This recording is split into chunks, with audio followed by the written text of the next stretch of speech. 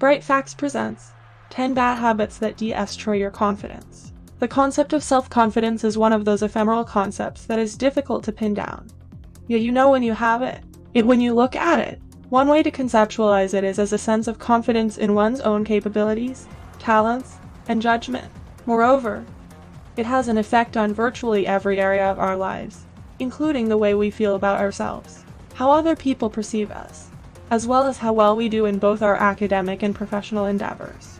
Despite the fact that crippling social anxiety or other mental conditions may be the root cause of a lack of confidence, it is not always the case that health conditions will alter a person's sense of themselves.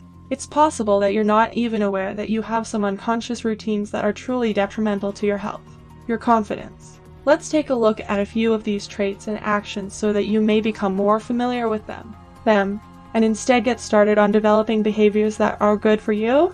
For more videos like this, hit the subscribe button, and remember to click on the notification bell. Also, be sure to check out our other videos as well. The first mistake is to disregard how you look. You are already aware of the significance of practicing proper hygiene and the necessity of looking out for your health.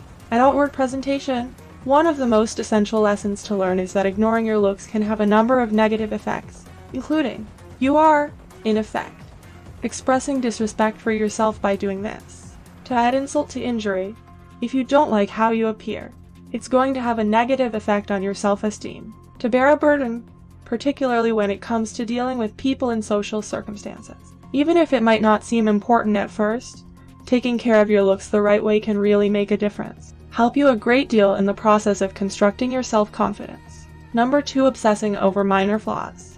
When you look at yourself in the mirror, do you immediately pick up on even the smallest imperfections in your appearance? Do you find yourself dwelling on this defect and exaggerating it in your thoughts to the point where it appears to be everything you can see? In that case, you have to put a stop to it. This is not a healthy practice for one's confidence. Even if you believe you are being completely truthful with yourself, scrutinizing your shortcomings with a laser-like intensity is not healthy. It can make you hate what you have in front of you. When something like this takes place, your focus changes away from appreciating all of the wonderful aspects of subjecting yourself to continual scrutiny of what you consider to be wrong. This routine of self-criticism will leave you feeling miserable, insufficient, and embarrassed of yourself. The setting does not lend itself well to an attitude of self-assurance. Try to focus on the positive aspects of a situation with the same amount of energy as you spend worrying about the imperfections that are less important. Traits in yourself. At first, you might find it unusual. After all, when cynicism has taken over, positivity can be difficult to find. A habit. But just like with any other behavior that is worth cultivating, engaging in regular practice will fundamentally alter how you experience the world in relation to yourself. The next strategy is to talk about your perceived weaknesses. There is a thin line that separates being self-deprecating and carrying it to an inappropriate level. Although its purpose is to demonstrate that you are a normal person who doesn't take themselves too seriously, self-deprecation might backfire. Too seriously, it may give the impression that the person is insecure in certain circumstances. Aside from that, if you consistently make critical remarks about yourself, other people will take note, and they will either. You can become sick of hearing it or start to wonder that maybe you're not as great as you portray yourself to be. You seem, in the event that you are required to explain a shortcoming, for instance in a professional setting such as an interview for a job, consider it an opportunity for expansion. It will demonstrate that you are willing to improve, despite the fact that there are some aspects of your performance that could use some work, as well as the motivation to acquire new abilities and achieve in a wider variety of domains than just those that come naturally to them. Number 4, giving excessive praise to other people. When we overcompliment other people, we are basically telling them how much better we think they are than we do. Undoubtedly, it is necessary to bolster the accomplishments of others, but if you do this to the exclusion of your own growth, it is not healthy.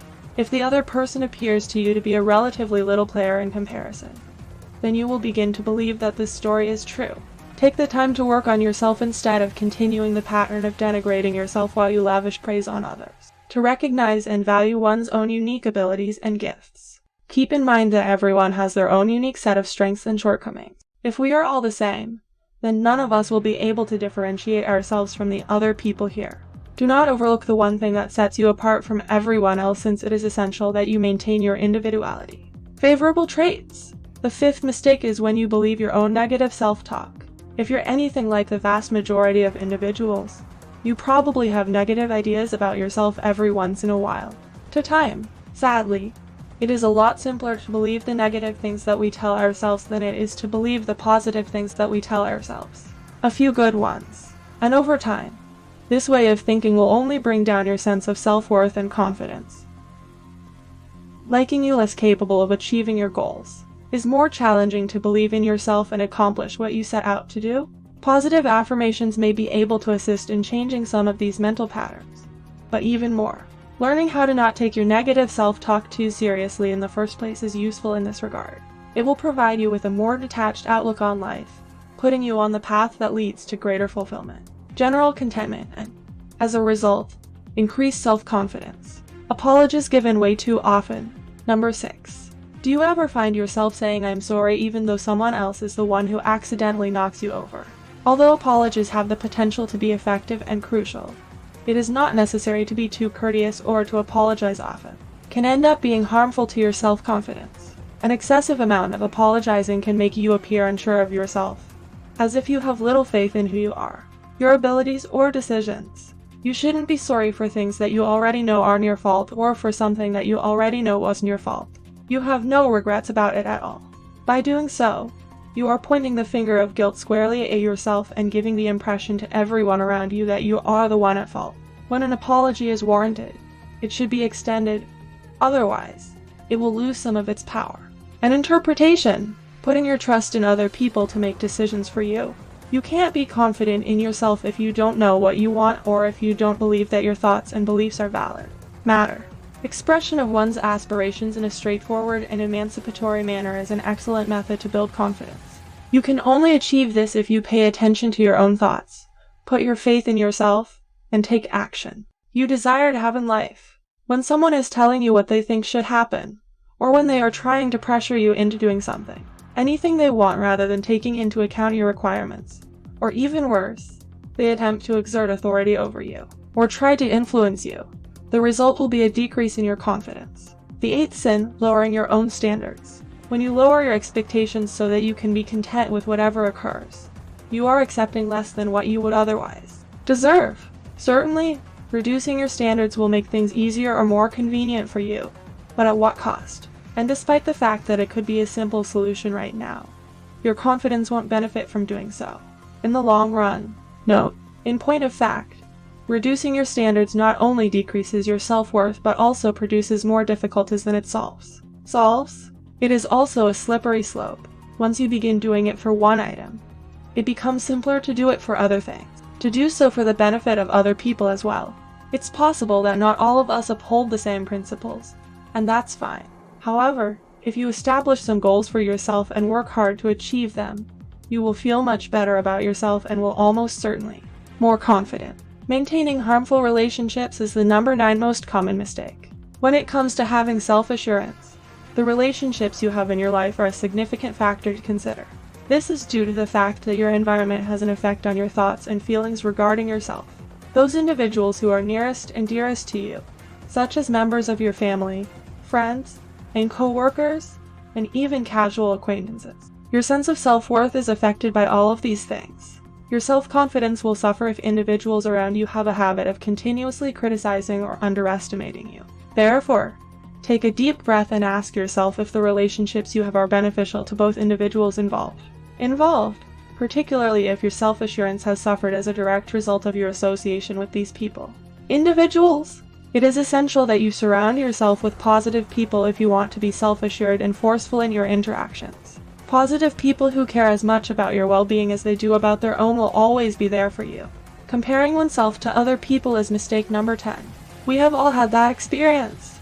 You find yourself engrossed in your social media stream, and you begin to become aware that other users are posting inappropriate content, are achieving their goals at a faster rate than you. Perhaps they live in a fancier house, have a better career, or are happily married while you're still single. Dealing with dating difficulties. You experience feelings of envy, insecurity, and perhaps even anger due to the fact that these other people have what you do not. But wait, is it truly as terrible as it looks to be? Comparing oneself to others is natural and expected activity. Humans are hardwired to pick out and focus on differences and make conclusions. But if you don't break the pattern, it may wreak havoc on your sense of self-worth and confidence.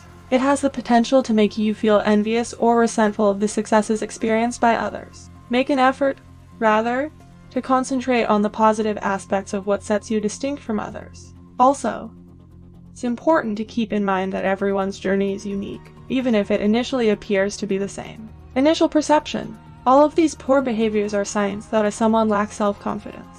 Even though some of them don't appear dangerous, ignoring them for too long can result in significant problems. Sufficient in length. The challenge is in being able to spot these traps as they occur. If you put in the effort, you'll be able to replace negative thoughts or behaviors with more constructive alternatives. One of these undesirable behaviors resurfaces.